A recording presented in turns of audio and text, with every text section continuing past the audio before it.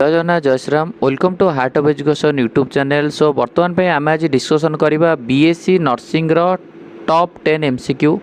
तो निहात रूप से आपण मैंने एम्स नर्सिंग जदि प्रिपेरेसन होती भी वीडियो इंपोर्टेंट रहिबो। ओजेई बा आम स्टेट रो बीएससी नर्सिंग भी जदि आपण प्रिपेरेसन होती भी वीडियो निहात रूप से इंपोर्टेंट रहिबो। तो चलतु प्रथम क्वेश्चन आम डिस्कसन करिया। फास्ट क्वेश्चन आपण मान पाखरे कौन अच्छी ना which of the following is a core focus of environmental health.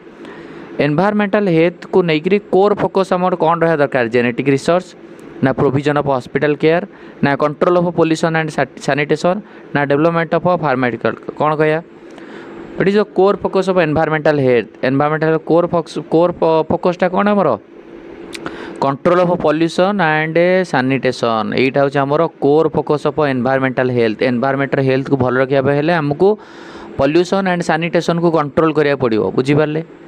Next question जीवा question number 2 which of the following is typical considers the first level in the organisation of health care service. Health care service रे प्रथम fast level of organisation को हमें कौन कह obviously first level of organisation को हमें कौन कह आमर प्राइमरी केयर कह कौन कह प्राइमरी केयर कह बुझीगला। नेक्स्ट क्वेश्चन जीवा arthritis is a disease of arthritis गोटे कौ टाइप रो डिजीज आर्थराइटिस गोटे कौ टाइप रो डिजीज आसीबो। आर्थराइटिस होची जनरली गोटे जॉइंट रिलेटेड डिजॉर्डर बा आमे कहि परिया इन्फ्लामेशन ऑफ जॉइंट रे जदी इन्फ्लामेशन हबो ताल तको आमे दैट इज आर्थराइटिस कहया इन्फ्लामेशन ऑफ जॉइंट बुझियाला जॉइंट रिलेटेड डिजॉर्डर। नेक्स्ट हम क्वेश्चन पचारिबो that is structural and functional unit of kidney किए किडनी रो स्ट्रक्चरल एंड फंक्शनल यूनिट किए आंसर हबो कोन नेफ्रॉन बुझियाला। बाइल किए सिक्रेट करे बाइल सिक्रेट करे हमर लिवर। पचार हेपाटोसाइट सेल कौट थाए हेपाटोसाइट सेल लिवर रे थाए। कौटी आमर यूरिया साइकेल हुए यूरिया साइकेल बा जहाँ को आम ऑर्निथिन साइकेल बोली कहूचे ये कौटी हुए मन रखिए समस्ते लिवर रे हुए लिवर रे यूरिया साइकेल और ऑर्निथिन साइकेल हुए। नेक्स्ट क्वेश्चन को जीवा question number 3 which gland control the function of other endocrine gland. को ग्लैंडटा अदर एंडोक्राइन ग्लैंड रो फंक्शन को कंट्रोल करे थायराइड पिनियल adrenal pituitary कौन हम which gland controls the functioning of the other endocrine gland function को किए regulate करे thyroid ना pineal ना एड्रेनाल ना पिट्यूटरी आंसर हम समस्त आम जाने पिट्यूटरी हम कहीं ना पिट्यूटरी ग्लैंड को जनरली कह जाए पिट्यूटरी ग्लैंड को बेसिकली कह जाए मास्टर ग्लैंड कह जाए पिट्यूटरी ग्लैंड कौन कह जाए मास्टर ग्लैंड कह जाए यस। तो पिट्यूटरी ग्लैंड बहुत सारा हार्मोन रिलीज करे जमती कि प्रोलैक्टिन रिलीज करे and melanocyte stimulating hormone release करे थायराइड स्टिमुलेटिंग हार्मोन रिलीज करे फॉलिकुलर स्टिमुलेटिंग हार्मोन रिलीज करे तेणुक ये सबू प्राय ग्लैंड को रेगुलेट करे। पिट्यूटरी ग्लैंड को मास्टर ग्लैंड कह जाए क्या भितर को बोन रो कैविटी भितर देखा जाए स्पिनॉइड बोन रो कैविटी भितर देखा जाए है से स्पिनॉइड बोन रो कैविटी कौन कह सेला टर्सिका कह कौन कह सेला टर्सिका बुझीपारे ओके। ये तुमको जब क्वेश्चन पचारि समस्त आंसर दब तुम क्वेश्चन पचारि मेलाटोनिन हार्मोन को ग्लैंड रू रिलीज हुए मेलाटोनिन नामक हार्मोन को ग्लैंड रू रिलीज हुए कौन हम थायराइड पिनियल एड्रेनाल पिट्यूटरी कौन हम आंसर हम पिनियल ग्लैंड बुझीपारे ओके। जदि गोटे थायराइड ग्लैंड रू थायरक्सिन लो सिक्रेशन हम बा थायरक्सिन रो कंटेंट कम हम ताले डिजीज को कौन कह गॉइटर कहवा ना ग्रेव्स डिजीज कहवा कौन आंसर हम जदि थायराइड ग्लैंड रू थायरक्सिन लो सिक्रेशन है कौन कह समस्त आंसर कौन हम थायरक्सिन लो सिक्रेशन डिजीज गॉइटर बा जहाँ गलगंड कह जाए। जदि थायराइड ग्लैंड रू थायरक्सिन टा अधिका सिक्रेशन हम ताहले ताको ग्रेव्स डिजीज कह बुझीपारे ओके।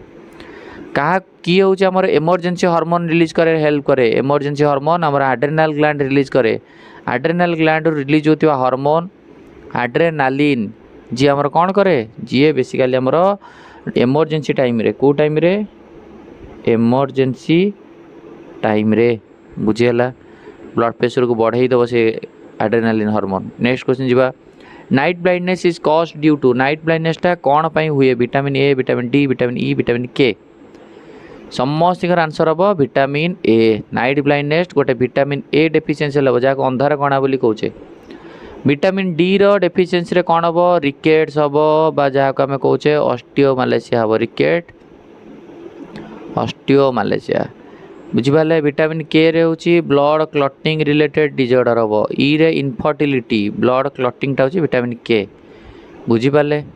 मत ये समस्ते कमेंट कर जनइब विटामिन B1 डेफिशिएंसी रे को डिजीज हुए विटामिन B1। नेक्स्ट क्वेश्चन हम पाखे अच्छी in the menstrual cycle lowering of which hormone cause menstruation. Menstrual cycle रे को हार्मोन रो कमी हेले जनरली आमर मेंस्ट्रुएशन हुए बा ब्लड रो फ्लो हुए। आराम रे आसीबो क्वेश्चन इजी क्वेश्चन अच्छी आम पाखे। ऑब्वियसली कौन हम प्रोजेस्टेरोन आम समझ जाने ग्राफियन फॉलिकुलर रप्चर होला पड़े रप्चर ग्राफियन फॉलिकुल को कर्पस लुटियम कह जाए। कर्पस लुटियम हार्मोन रिलीज करे प्रोजेस्टेरोन।